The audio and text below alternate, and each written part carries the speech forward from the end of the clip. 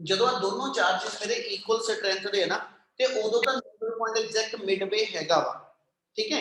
ਪਰ ਜਦੋਂ ਮੇਰੇ ਕੋਲ ਐਸਐਚ ਉਹ ਇਹ ਕਵੇ ਕਿ ਸਿਸਟਮ ਵਿਲ ਬੀ ਇਨ ਇਕੁਇਲਿਬਰੀਅਮ, ਤੇ ਪੁੱਤ ਉਹਦਾ ਮਤਲਬ ਇਹ ਹੁੰਦਾ ਕਿ ਸਿਸਟਮ ਦੇ ਅੰਦਰ ਜਿੰਨੇ ਵੀ ਚਾਰਜ ਪਏ ਨੇ A ਪੁਆਇੰਟ ਤੇ, C ਪੁਆਇੰਟ ਤੇ, B, ਜਿੰਨੇ ਵੀ ਸਿਸਟਮ ਦੇ ਚਾਰजेस ਨੇ, ਹਰ ਚਾਰਜ ਦੇ ਉੱਤੇ ਟੋਟਲ ਫੋਰਸ ਜਿਹੜੀ ਉਹ ਜ਼ੀਰੋ ਆ। मतलब आ गल बार बार कह रहा कि इस मूवमेंट ते जेकर मैं C ਨੂੰ रखना आ C पॉइंट ਜਿਹੜਾ ਲੈਣਾ ਉਹ ਐਗਜ਼ੈਕਟ ਮਿਡਵੇ ਆ, ठीक है ना। मतलब आ चार्ज ते न्यूट्रल हैगा ही आ, ये तो इक्विलिब्रियम च पिया ही आ।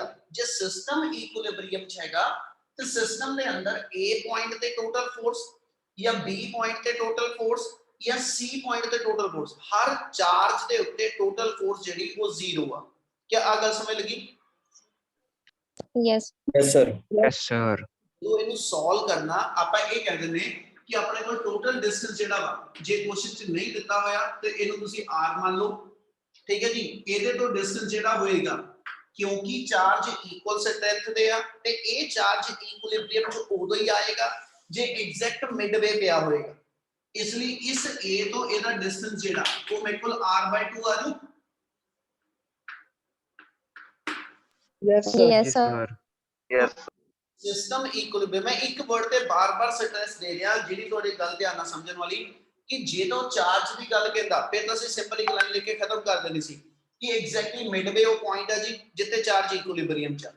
पर जे मैनूं ने कहा सिस्टम इक्विलिब्रियम च ना, फिर तुसी A चार्ज ते या तुसी B चार्ज दे उत्ते टोटल फोर्स कढो, ठीक है, उसनु जीरो ना इक्वेट करो, ओनू सॉल्व करके तुसी जेडी आ SHQ दी वैल्यू कढनी है।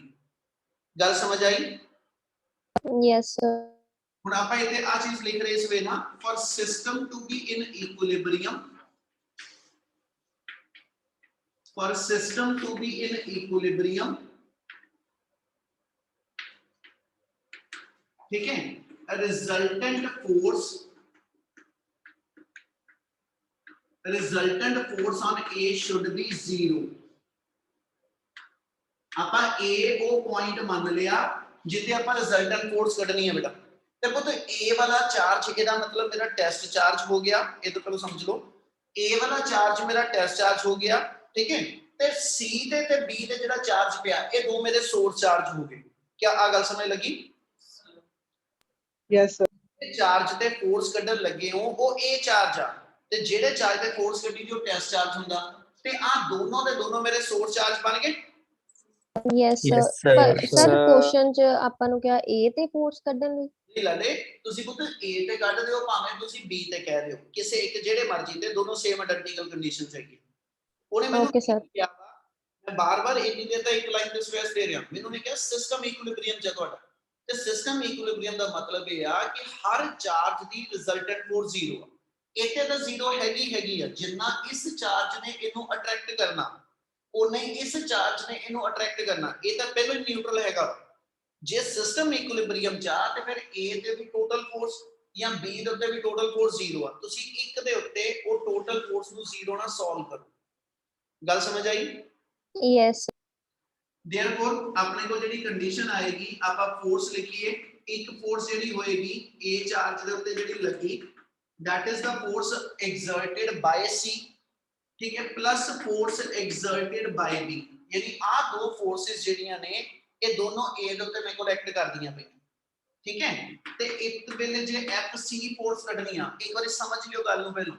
ਜਿਹੜੀ C ਚਾਰਜ ਨੇ A ਤੇ ਫੋਰਸ ਲਗਾਈ ਉਹਦਾ ਫਾਰਮੂਲਾ ਲਾਵਾਂ K Q1 Q2, ठीक है जी, Q2 over R square, R between A and C distance आ ਤੇ A ਤੇ C ਦੇ ਵਿਚਲਾ ਡਿਸਟੈਂਸ R/2।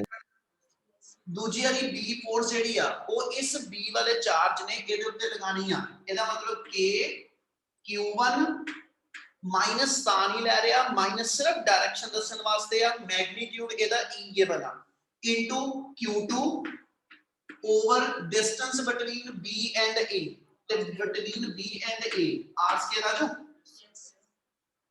yes ਇਹ ਕਿਹੜਾ ਜੋ ਦੱਸਦਾ ਪਿਆ yes sir और ਇਹਨੂੰ ਅਸੀਂ ਮੰਨਿਆ ਕਿ ਵੀ ਇਹ ਟੋਟਲ ਫੋਰਸ ਔਨ A ਆ। ਗੱਲ ਸਮਝੀ ਚੱਲਿਓ ਜੇ।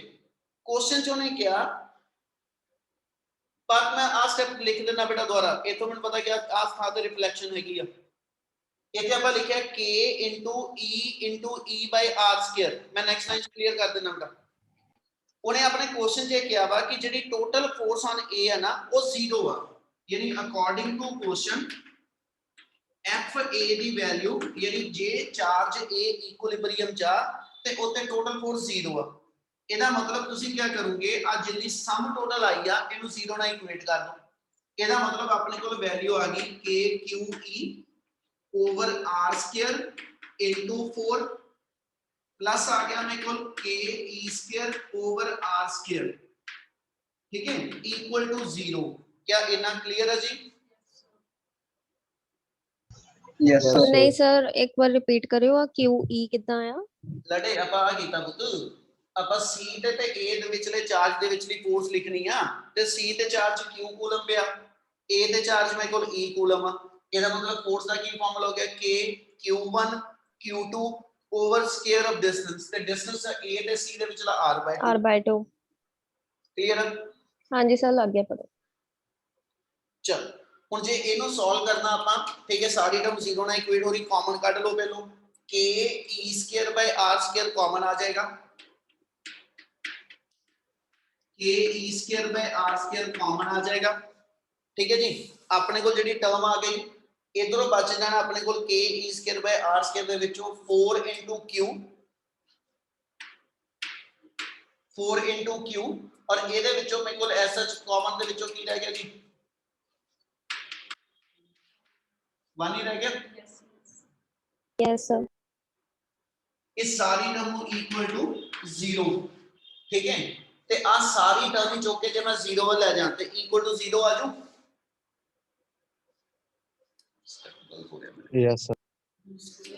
सर Yes, पहली sir. टर्म च के ई वा के ई स्क्वायर नहीं है हां सर इको ई निकलेगा कॉमन। सर इको ही कॉमन निकलूगा। हां आप वही मैं कह रहा एक स्टेप कितना गलत होगा, k e by r square है ना। हां ठीक है, सो इधर अपने को टर्म जड़ी रहेगी जी, इधरों 4 by r स्क्वायर बचा नहीं 4q बचा ਇਹਦੇ ਵਿੱਚੋਂ, ठीक है, और इधरों अपने को जेड़ा e आ गया, ठीक है बच्चे? Yes, sir. यस यस ਤੇ ਆਪਣੇ ਕੋਲ 4q e equal to 0 ਤੇ ਇਹਨੂੰ ਸੋਲਵ ਕਰਕੇ ਇਹਦਾ ਮਤਲਬ ਆਪਣੇ ਕੋਲ ਕੀ ਆ ਗਿਆ 4q equal to -e, ਠੀਕ ਹੈ ਜੀ। ਤੇ ਇਹਨੂੰ ਸੋਲਵ ਕਰ ਦਿਓ ਤੇ q equal to -e/4।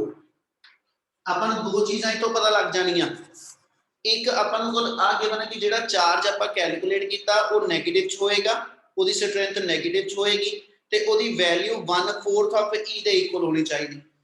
ਇਹਦਾ ਮਤਲਬ ਇੱਕ ਵਾਰੀ ਪਹਿਲਾਂ ਸਮਝ ਲਿਓ ਗੱਲ ਨੂੰ, ਇਹਦਾ ਮਤਲਬ ਜਿਹੜਾ C ਪੁਆਇੰਟ ਤੇ ਚਾਰਜ ਤੁਸੀਂ ਕੈਲਕੂਲੇਟ ਕਰਨਾ ਸੀ ਉਹਦੀਆਂ ਦੋ ਵੈਲਿਊਜ਼ ਦੇਣੀਆਂ ਸੀ, ਚਾਰਜ ਕਿਹੜਾ, ਠੀਕ ਹੈ, ਕਿੰਨੀ ਵੈਲਿਊ ਦਾ ਤੇ ਨੇਚਰ ਉਹਦੀ ਕਿਹੜੀ, ਤੇ ਆਪਣੀ ਕੈਲਕੂਲੇਸ਼ਨ ਦੇ ਵਿੱਚ ਇਹ ਆਇਆ Q ਦੀ ਵੈਲਿਊ ਮਾਈਨਸ ਹੋਏਗੀ ਤੇ ਇਹਦੀ ਵੈਲਿਊ e/4 ਦੇ ਇਕੁਅਲ ਹੋਏਗੀ। क्या इतना क्लियर है? Yes sir. Yes, sir. Calculation देखो जे लग रहा है कोई स्टेप क्लियर नहीं, देखो जी जरूर दस दो बेटा। Clear है sir. क्लियर। नेक्स्ट अपने को लेगा 8th numerical, 2 point charges 4 microcoulomb and 1 microcoulomb are separated by a distance of 2 meter in air. Find the point on the line joining the two charges at which electric field of the system is 0. फिर same ਇਹਦੇ ਨਾਲ ਦਾ question ਆ, ठीक है, एक word सिर्फ change होया, अगे ਆਪਾਂ इलेक्ट्रिक फोर्स ਦੀ ਗੱਲ ਕਰਦੇ ਪਏ ਸੀ, ਉਹਨਾਂ ਨੇ इलेक्ट्रिक फील्ड ਕਿਹਾ ਵਾ।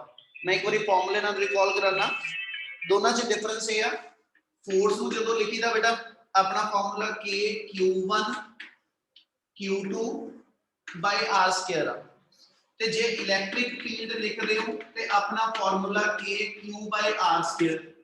ਇਸ ਫਾਰਮੂਲੇ ਦੇ ਅੰਦਰ ਫੋਰਸ ਵਾਲੇ ਦੇ ਵਿੱਚ ਸੋਰਸ ਤੇ ਟੈਸਟ ਚਾਰਜ ਦੋਨੋਂ ਆ, ਠੀਕ ਹੈ, ਇਲੈਕਟ੍ਰਿਕ ਫੀਲਡ ਵਾਲੇ ਫਾਰਮੂਲੇ ਦੇ ਅੰਦਰ ਸਿਰਫ ਸੋਰਸ ਚਾਰਜ ਆ, ਟੈਸਟ ਚਾਰਜ ਦੀ ਵੈਲਿਊ ਨਹੀਂ ਦੱਸੀ ਤੇ 1 ਆ। ਕੀ ਡਿਫਰੈਂਸ ਕਲੀਅਰ ਹੈ ਦੋਨਾਂ 'ਚ? Yes sir. ਇੱਕ ਮਿੰਟ ਹੋਲਡ ਕਰੀ, ਹੁਣ ਕੁਐਸਚਨ ਦੀ ਸਟੇਟਮੈਂਟ ਸੇਮ ਪਿਛਲੇ ਕੁਐਸਚਨ ਨਾਲ ਰਿਜ਼ੈਂਬਲ ਕਰਦੀ ਹੈ। एक सेकंड सो वो तो ਉਹਨੇ क्वेश्चन ਚ ਆਪਾਂ ਨੇ ਇਹ ਕਿਹਾ ਵਾ ਕਿ 2 ਪੁਆਇੰਟ ਚਾਰਜ ਹੈ 4 ਤੇ 1 ਮਾਈਕਰੋ ਕੂਲਮ ਹੁਣ ਇਕੁਅਲ ਸਟਰੈਂਥ ਦੇ ਨਹੀਂ ਹੈਗੇ, एक गल तो दिमाग च आ जाए कि न्यूट्रल पॉइंट बिल्कुल सेंटर च नहीं होना है, ठीक है। यानी अपने इस न्यूमेरिकल के अंदर चलिए, 8 न्यूमेरिकल के अंदर अपने को जेडे 2 पॉइंट चार्ज ने, ए वाला चार्ज अपने को गिवन है 4 माइक्रोकूलम और बी वाला चार्ज साडे को गिवन है 1 माइक्रोकूलम। इसलिए न्यूट्रल पॉइंट एग्जैक्ट मिडवे नहीं हैगा, ठीक है।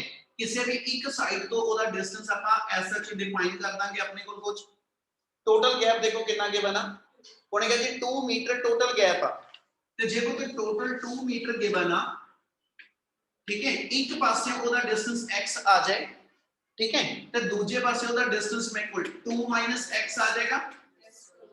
Yes, sir. क्या इतना क्लियर है?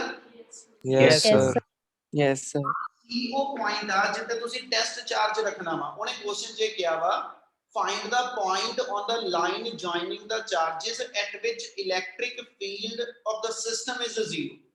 मतलब तुसी इस सिस्टम दे अंदर जेड़ा एस सच इस था ते एक टेस्ट चार्ज रखना वा कि ओदे उत्ते इलेक्ट्रिक फील्ड दी टोटल वैल्यू 0 होवे।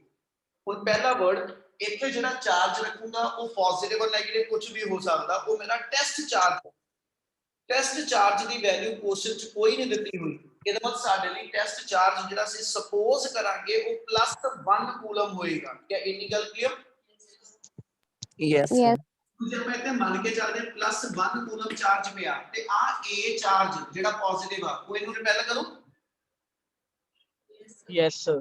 A ਨੇ ਜਦੋਂ ਰਿਪੈਲ ਕੀਤਾ ਬਾਹਰ ਨੂੰ ਫੋਰਸ ਲਗਾਏਗਾ, ਯਾਨੀ ਇਸ ਸਾਈਡ ਨੂੰ EA ਦੀ ਵੈਲਿਊ ਆ ਜਾਊ, ਯਾਨੀ A ਦਾ ਇਲੈਕਟ੍ਰਿਕ ਫੀਲਡ ਆਊਟਵਰਡ ਨਿਕਲੂ। Yes, sir.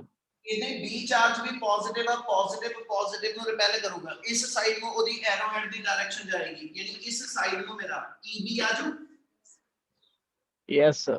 यस सर, ਇਸ ਵੇਲੇ ਇਹ ਸਿਸਟਮ ਇਕੁਇਲਿਬਰੀਅਮ ਚ ਆ, ਇਸ ਚਾਰਜ ਦੇ ਉੱਤੇ ਨੈਟ ਫੋਰਸ 0 ਆ ਤੇ ਆਪਣੇ ਕੁਐਸਚਨ ਦੇ ਅਕੋਰਡਿੰਗਲੀ ਆਪਾਂ ਫਿਰ ਜਿਹੜੀ EA ਹੋਏਗੀ ਇਲੈਕਟ੍ਰਿਕ ਫੀਲਡ ਤੇ ਜਿਹੜੀ EB ਇਲੈਕਟ੍ਰਿਕ ਫੀਲਡ ਹੋ, ਦੋਨਾਂ ਨੂੰ ਇਕੁਏਟ ਕਰ ਦਾਂਗੇ। Yes, sir. देखो गल समझे ध्यान नाल, ओपोजिट ते डायरेक्शनां दिखदियां पईयां कि भी ओपोजिट है, इसलिए ए एक जे पॉजिटिव इलेक्ट्रिक फील्ड है, ये नेगेटिव है, ठीक है ना। ਆਪਾਂ ਇਹਨੂੰ ਲਿਖਣਾ ਹੋਵੇ ਤੇ ਇੰਨਾ ਵੀ ਲਿਖ ਸਕਦੇ ਹਾਂ ਕਿ ਟੋਟਲ ਫੀਲਡ 0, ਪਰ ਇਹ ਚ ਇੱਕ ਗਲਤੀ ਕਈਆਂ ਨੇ ਕਰ ਜਾਣੀ। ਗਲਤੀ ਇਹ ਕਰ ਜਾਣੀ ਕਿ ਜਦੋਂ ਵੈਲਿਊ ਲਿਖਣੀ ਆ EA = -EB, ਇਹਦਾ ਮਤਲਬ ਇਹ ਨਿਕਲਿਆ ਫੀਲਡ ਦੋਨਾਂ ਦੇ ਬਰਾਬਰ ਆ ਪਰ ਡਾਇਰੈਕਸ਼ਨ ਵਾਈਜ਼ ओपोजिट ਆ। ਹੁਣ ਤੁਸੀਂ ਵੈਲਿਊ ਜਦੋਂ ਭਰਨੀ ਨਾ ओके बेटा, अमृत मैं ये क्या पुत्र जे मैं इतना लिख के चलना ते ओदे च एक गलती होने दे चांसेस आ। गलती ये हो सकती कि जदों टोटल फील्ड 0 किया ਆਪਾਂ इत्थे दोनों फील्ड इक्वल एंड ओपोजिट करते है ना, ਅਸੀਂ ਜਦੋਂ ਨੈਕਸਟ ਲਾਈਨ 'ਚ ਵੈਲਿਊ ਭਰਨੀ ਨਾ ਅਸੀਂ ਮਾਈਨਸ ਨਾਲ ਰੱਖ ਕੇ ਤੁਰ ਪੈਣੇ, ਉਹ ਮਾਈਨਸ ਨੇ ਗਲਤੀ ਕਰਾ ਜਾਣੀ ਕੈਲਕੂਲੇਸ਼ਨ। ਇਸ ਲਈ ਤੁਸੀਂ ਸਿੰਪਲੀ ਇਹਨੂੰ ਇੰਨਾ ਕਹਿ ਸਕਦੇ ਹੋ ਕਿ ਜਦੋਂ ਅਸੀਂ ਇਲੈਕਟ੍ਰਿਕ ਫੀਲਡ ਦੀ ਸਟਰੈਂਥ C ਦੇ ਕੱਢਾਂਗੇ, ਦੋਨਾਂ ਦੀ ਸਟਰੈਂਥ ਨੂੰ ਆਪਸ ਵਿੱਚ ਇਕੁਏਟ ਕਰ ਦਿਓ। ਇਸ ਲਈ EA ਨੂੰ ਤੇ EB ਨੂੰ ਇਕੁਏਟ ਕਰ ਦਿਓ, ਮਾਈਨਸ ਵਾਲੀ ਜਿਹੜੀ ਪ੍ਰੋਬਲਮ ਆ ਰਹੀ ਉਹ ਇਹਦੇ ਵਿੱਚ ਨਹੀਂ ਆਏਗੀ। क्या ਇੰਨੀ ਗੱਲ clear? Yes, sir. Yes sir, yes sir, field ਦਾ ਜਨਰਲ ਫਾਰਮੂਲਾ ਮੈਂ ਬੋਲਿਆ ਸੀ KQ/R²। R बार-बार कह रहे हैं इनो कहीदा distance between source and test charge.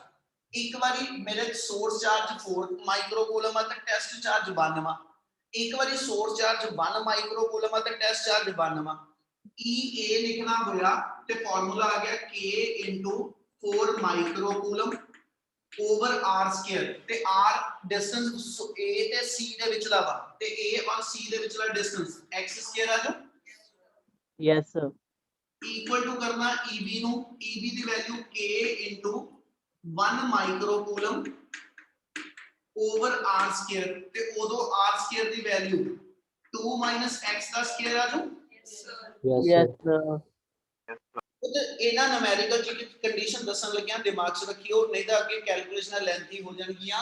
ਇਹਨੂੰ ਤੁਸੀਂ ਕੋਸ਼ਿਸ਼ ਕਰਨੀ ਆ ਕਾਮਨ ਟਰਮ ਕੱਟਣ ਤੋਂ ਬਾਅਦ, ਹਨਾ, ਇਹਨਾਂ ਦੇ ਹੋਲ ਸਕੁਅਰ ਕੱਟ ਦੇਣੇ, ठीक है, मतलब ਇਹਨਾਂ ਦੇ ਸਕੁਅਰ ਬਣਾ ਕੇ ਸਕੁਅਰ ਕੈਨਸਲ ਕਰ ਲੈਣੇ, ਨਹੀਂ ਤਾਂ ਕੁਆਡਰੈਟਿਕ ਬਣ ਜਾਣੀ ਆ। ਕਈ ਵਾਰੀ ਉਹ ਕੁਆਡਰੈਟਿਕ ਕੰਪਲੈਕਸ ਹੋ ਜਾਏਗੀ ਤੁਹਾਡੇ ਲਈ, ਇਸ ਲਈ ਕੁਆਡਰੈਟਿਕ ਨਾ ਬਣਨ ਦਿਓ। ਇਹਦੇ ਵਿੱਚੋਂ k ਕੈਨਸਲ ਹੋ ਗਿਆ, ਪਾਵਰ ਆ ਵਾਲੀ ਕੈਨਸਲ ਆ, ਮੇਕੋ ਟਰਮ ਬਚੀ 4/x² equal to 1 over 2 minus x the square। क्या आ स्टेप क्लियर जी? Yes, sir. 4/x ਸਕੁਅਰ ਨੂੰ ਤੁਸੀਂ 2/x ਦਾ ਹੋਲ ਸਕੁਅਰ ਲਿਖ ਲਓ। ਕਈ ਵਾਰੀ ਮੰਨ ਲਓ ਕਿ 6 ਹੋਵੇ ਹਨਾ, ਉਹ ਕਿਸੇ ਦਾ ਸਕੁਅਰ ਨਹੀਂ ਬਣਿਆ, ਉਹਨੂੰ √6/x ਦਾ ਹੋਲ ਸਕੁਅਰ ਕਰ ਦਿਓ। ਠੀਕ ਹੈ, ਜੇ ਨੰਬਰ ਪੂਰਾ ਸਕੁਅਰ ਬਣਦਾ ਠੀਕ ਆ, ਨਹੀਂ ਬਣਦਾ ਤੇ ਉਹਨੂੰ ਤੁਸੀਂ ਰੂਟ ਟਰਮ ਲਿਖ ਕੇ ਹੋਲ ਸਕੁਅਰ ਜ਼ਰੂਰ ਬਣਾ ਦਿਓ, ਸਕੁਅਰ ਖਤਮ ਹੋ ਜਾਣਗੇ। ਇਹਨੂੰ ਇਥੋਂ ਨੈਕਸਟ ਲਾਈਨ ਚ ਲਿਖ ਲਈਏ ਤੇ 2/x the square equal to ਇਧਰ 1/2 - x ਦਾ ਹੋਲ ਸਕੁਅਰ। ਕਲੀਅਰ ਹੈ ਜੀ step? Yes, sir. Yes, sir. Square ਨਾਲ ਸਕੁਅਰ ਕੱਟ ਜਾਓ ਤੇ ਬਾਕੀ ਕ੍ਰਾਸ ਮਲਟੀਪਲਾਈ ਚ x ਸੋਲਵ ਕਰ ਦਿਓ। ਕ੍ਰਾਸ ਕਰੂੰਗਾ ਤਾਂ ਮੇਰੇ ਕੋਲ 4 - 2x = x ਆ ਗਿਆ। ਠੀਕ ਹੈ ਜੀ, ਇਹਨੂੰ ਸੋਲਵ ਕਰੀਏ ਤੇ ਆਪਣੇ ਕੋਲ ਵੈਲਿਊ ਆ ਗਈ 4 = 3x ਤੇ देयरफॉर x ਦੀ ਵੈਲਿਊ ਸਾਡੇ ਕੋਲ 4/3 ਆ ਜਾਏਗੀ। क्या इतना क्लियर है? Yes, sir. Yes. x ਦੀ yes sir, ਸਮਥਿੰਗ ਆ ਗਈ ਨਾ, ਇਹਦਾ ਮਤਲਬ ਆ ਕਿ ਇਸ a ਚਾਰਜ ਤੋਂ 1 ਸਮਥਿੰਗ ਡਿਸਟੈਂਸ ਦੇ ਉੱਤੇ ਉਹ ਪੁਆਇੰਟ ਆ ਜਿੱਥੇ ਮੇਰੇ ਕੋਲ ਨੈਟ ਇਲੈਕਟ੍ਰਿਕ ਫੀਲਡ 0 ਆ। ਕੀ ਗੱਲ ਸਮਝ ਆਈ? हाँ जी sir. Yes, sir. Yes, sir. ਕਰੋ ਕੰਪਲੀਟ। ਜੇ ਲੱਗ ਰਿਹਾ ਕੋਈ ਸਟੈਪ ਨਹੀਂ ਕਲੀਅਰ ਤਾਂ ਦੁਬਾਰਾ ਪੁੱਛੋ ਇੱਕ ਵਾਰੀ। 9th numerical given a find the magnitude of resultant force on a charge of 1 microcoulomb। यानी अपने को उन्होंने ये क्या कि रिजल्टेंट फोर्स तुसी जिते कढनी आ वो 1 माइक्रोकूलम दा चार्ज आ, यानी एक तरह मेरा टेस्ट चार्ज जेड़ा वा वो 1 माइक्रोकूलम हो गया। Held at P due to 2 charges, यानी ये जेड़े दो चार्ज दसदा पिया ये मेरे दो सोर्स चार्जेस हो गए। एक आ गया 2 × 10⁻⁸ कूलम और दूजा आ गया -10⁻⁸ coulomb. At A and B, यानी ये दो लोकेशंस ने जिथे A ते B ते दो चार्ज पे ने। गिवन AP दी लेंथ गिवन आ, BP दी लेंथ गिवन और एंगल APB 90, मतलब मेरे को राइट एंगल ट्रायंगल आ। इतनी गल समझ लगी? Yes, sir. Yes, sir. पूरी अटेंडेंस ਲਈ ਬਟਾ ਮੈਂ ਸੋਚ ਬਾਅਦ ਦੇਖਣਾ ਜਿਹਨੇ ਸਕਿਪ ਕੀਤਾ ਵਾ। एक राइट एंगल ट्रायंगल पहले तो बना लो। इस राइट एंगल ट्रायंगल च आ P पॉइंट ਦੇ ਉੱਤੇ ਮੇਰੇ ਕੋਲ ਜਿਹੜਾ ਵਾ ਐਸਾ ਚ ਰਾਈਟ ਐਂਗਲ ਗਿਵਨ ਆ। ਲੈਂਥ ਵਾਈਜ਼ ਉਹਨੇ ਆਪਣੇ ਕੋਲ AP 10 ਆ ਨਾ, ਆ ਪੁਆਇੰਟ ਸ਼ਿਫਟ ਕਰ ਰਿਹਾ। AP ਦੀ ਲੈਂਥ ਲੌਂਗਰ ਆ 10 ਸੈਂਟੀਮੀਟਰ ਸਾਈਡ ਆ ਬੇਟੇ, और आ BP साइड ਦੀ ਲੈਂਥ ਮੇਰੇ ਕੋਲ ਜਿਹੜੀ ਉਹ 5 ਸੈਂਟੀਮੀਟਰ। क्या ਇਹਨੇ ਫਿਗਰ ਕਲੀਅਰ?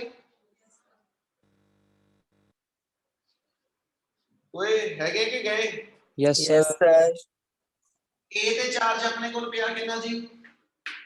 +2 × 10⁻⁸ ਕੂਲਮ और B ਤੇ ਚਾਰਜ ਪਿਆ ਸਾਡੇ ਕੋਲ -10⁻⁸ ਕੂਲਮ और T ਤੇ ਚਾਰਜ ਪਿਆ ਸਾਡੇ ਕੋਲ 1 ਮਾਈਕਰੋਕੂਲਮ।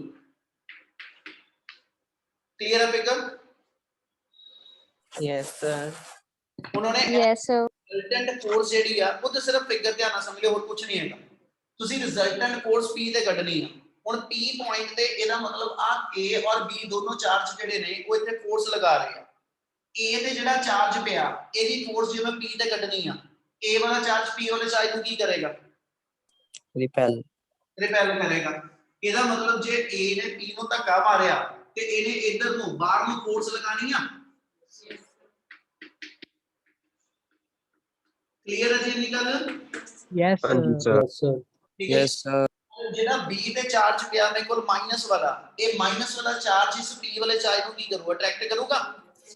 Yes, sir. ਇਹਦਾ ਮਤਲਬ B ਵਾਲੇ ਚਾਰਜ ਨੇ P ਨੂੰ ਉੱਪਰ ਆਪਣੇ ਨਾਲ ਖਿੱਚਣਾ। ਇਹਦਾ ਮਤਲਬ ਸੈਕਿੰਡ ਫੋਰਸ ਜਿਹੜੀ ਹੋਏਗੀ ਉਹ ਇਸ ਡਾਇਰੈਕਸ਼ਨ 'ਚ FB ਆ ਜਾਊ। Yes, sir. ਹੁਣ P ਪੁਆਇੰਟ ਤੇ ਦੋ ਫੋਰਸਸ ਆ ਗਈਆਂ, ਸਿਰਫ ਲਾਸਟ ਇੱਕ ਲਾਈਨ ਧਿਆਨ ਨਾਲ ਸਮਝ ਲਿਓ। ਆਪਾਂ ਦੋਨੇ ਫੋਰਸਸ ਦਾ ਟੋਟਲ ਕੱਢਣਾ ਬੇਟਾ ਤੇ ਪੁੱਤ ਜੇ ਤਾਂ ਦੋ ਵੈਕਟਰ ਸੇਮ ਡਾਇਰੈਕਸ਼ਨ 'ਚ ਹੋਣ ਫਿਰ ਪਲੱਸ ਕਰ ਦਈਦੇ, ਆਪੋਜ਼ਿਟ ਹੋਣ ਮਾਈਨਸ ਕਰ ਦਈਦੇ, ਤੇ ਜੇ ਉਹ ਆਪਸ 'ਚ ਕੁਝ ਐਂਗਲ ਤੇ ਨੇ ਤੇ ਫਿਰ ਮੇਰੇ ਕੋਲ ਟ੍ਰਾਇੰਗਲ ਲਾਅ, ਪੈਰਲਲੋਗ੍ਰਾਮ ਲਾਅ ਜਾਂ ਰੈਜ਼ੋਲੂਸ਼ਨ ਇਦਾਂ ਦਾ ਕੋਈ ਨਾ ਕੋਈ ਕਨਸੈਪਟ ਚਾਹੀਦਾ।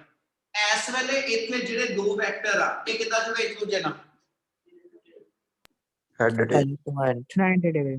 ਹਾਂਜੀ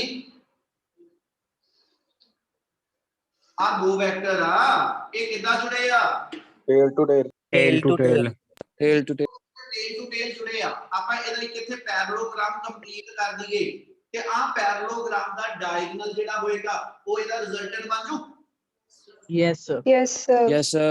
ਮਤਲਬ ਜੇ ਮੈਂ f ਕੱਢਣਾ ਵਾ ਜਿਵੇਂ ਤੇ f ਫੋਰਸ ਕੱਢਣੀ ਆ ਤੇ f ਫੋਰਸ ਵਾਸਤੇ ਫਾਰਮੂਲਾ ਕੀ ਲਾਦਾ fa² plus fb² ਗੱਲ ਪਹਿਲਾਂ ਸਮਝ ਲਿਓ plus 2fa fb into cos of ਕਿੰਨਾ ਜੀ 90. 90 ਕਿਉਂਕਿ ਜੇ ਆ 90 ਡਿਗਰੀ ਗਿਵਨ ਆ ਤੇ ਇਧਰ ਵੀ ਬਿਟਵੀਨ a ਐਂਡ b 90 ਆ ਗਿਆ। Yes, sir. ਇੱਕ ਚੀਜ਼ ਬਾਰ-ਬਾਰ ਸੁਣਾਉਣ ਦੀ ਕੋਸ਼ਿਸ਼ ਕਰ ਰਿਹਾ ਵੈਲਿਊਜ਼ ਪਹਿਲੋਂ ਨਾ ਭਰਿਓ ਕੋਸ਼ਿਸ਼ ਕਰੋ ਵੈਲਿਊਜ਼ ਦਾ ਆਪਸ ਵਿੱਚ ਕੋਈ ਰਿਲੇਸ਼ਨ ਬਣਦਾ ਹੋਵੇ ਤਾਂ ਬਣਾਵੋ ਕੈਲਕੂਲੇਸ਼ਨ ਸੌਖੀ ਹੋ ਜਾਂਦੀ। ਆ ਟਰਮ cos 90 ਕਰਕੇ ਨਿਕਲ ਜਾਣੀ ਆ ਇਹਨੂੰ ਇੱਥੇ ਲਿਖ ਰਿਹਾ ਇਹਦਾ ਮਤਲਬ f ਦਾ ਫਾਰਮੂਲਾ ਜਿਹੜਾ ਵਾ ਉਹ ਸਾਡੇ ਕੋਲ ਰਹਿ ਗਿਆ fa² plus fb²। क्या ਇੰਨੀ ਗੱਲ ਕਲੀਅਰ ਆ? Yes. Yes, sir. ਇਹ ਮੈਂ fa ਲਿਖਾਂ ਹਨਾ ਇੱਕ ਵਾਰੀ ਪਹਿਲਾਂ ਵੈਲਿਊਜ਼ ਬਾਹਰ ਬਣਾ ਲਓ ਠੀਕ ਹੈ ਫਿਰ ਬਾਅਦ ਚ ਭਰਾਂਗੇ। fa ਫੋਰਸ ਜਿਹੜੀ ਆ ਇਸ a ਔਰ p ਚਾਰਜ ਦੇ ਵਿੱਚ ਲਈ ਆ ਹਨਾ ਇਹਦਾ ਫਾਰਮੂਲਾ ਆ ਗਿਆ k into 2 into 10 raised to power minus 8 into 1 into 10 raised to power minus 6 1 into 10 raised to power minus 6 over आ गया r square ਤੇ r ਮੇਰੇ ਕੋਲ 10 सेंटीमीटर ਦਾ ਸਕੁਅਰ ठीक है 10 into 10 raised to power minus 2 the square ਇਹ ਮੇਰਾ fa ਬਣ ਜਾਊ। क्या fa क्लियर है? ਉਹ ਤੇ fa ਵਾਲੀ value Yes, sir. Yes, sir. ਇਹਦੇ fb ਲਿਖ ਦੋ fb ਮੇਰੇ ਕੋਲ ਆ ਗਿਆ k into ठीक है जी वो q1 मेरा आ गया 10 raised to power minus 8 minus ਹੁਣ ਨਹੀਂ ਲਵਾਂਗੇ ਮਾਈਨਸ ਸਿਰਫ ਡਾਇਰੈਕਸ਼ਨ ਦੇਖਣ ਵਾਸਤੇ ਰੱਖੀ ਸੀਗੀ ਅਸੀਂ ਵੈਲਿਊ ਪਲੱਸ ਦੇ ਵਿੱਚ ਇੱਥੋਂ ਲੈ ਕੇ ਚੱਲਾਂਗਾ ਇਨਟੂ ਸੈਕੰਡ ਚਾਰਜ ਮੇਰੇ ਕੋਲ ਆ ਗਿਆ 1 into 10 raised to power minus 6 over 5 into 10 raised to power minus 2 the square fa ਆ ਗਿਆ fb ਆ ਗਿਆ दोनों वैल्यू सॉल्व करके पुट अप कर दियो ਤੇ ਆਪਣੀ टोटल फोर्स आ जाऊ। Yes, sir. Yes, sir. क्या इतना क्लियर है?